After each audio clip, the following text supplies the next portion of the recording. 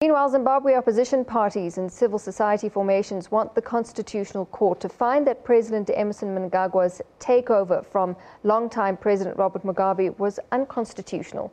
The applicants say their bid is to restore constitutional integrity, but the government insists the courts have already declared the matter lawful. Zimbabweans celebrated when they saw the back of longtime President Robert Mugabe, the army instrumental in the end of a 37-year rule. But the opposition, Liberal Democrats, revolutionary freedom fighters and some citizens say this doesn't mean President Emmerson Mnangagwa's assent was constitutional. When he came back, the army was already supporting a particular person, and that is why the army is then rewarded with these positions, in government. So this is a coup that does not need any definition. That is what. High Court Judge George Chiweshe ruled that the army's action was lawful and constitutional. It ensured that non-elected individuals do not exercise executive functions, but the applicants disagree. Section 212 of the Constitution says the army must uphold the Constitution.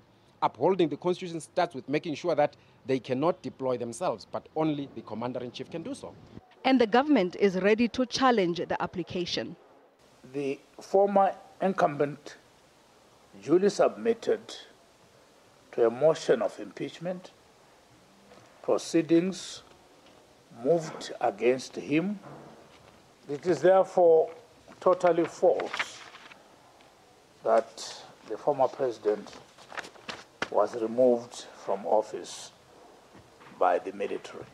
The applicants also don't have confidence in Mnangagwa's government to run the upcoming polls, but the government reiterates its commitment. As the president has said, the coming elections must be free and fair. But we don't want observers to fear because of some activities which we are witnessing from some opposition political parties. Activities which do not only scare would-be observers, but activities which also definitely scare would-be investors.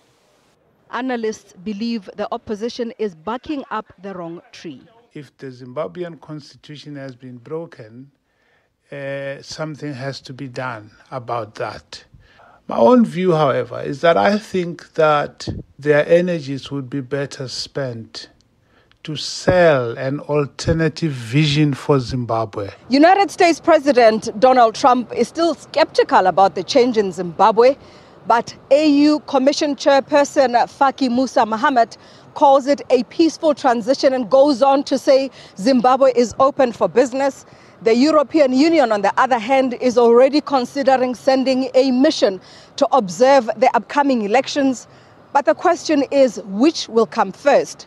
The Constitutional Court hearing and its ruling, or the elections? Ntakwana Ngatani, SABC News, Johannesburg.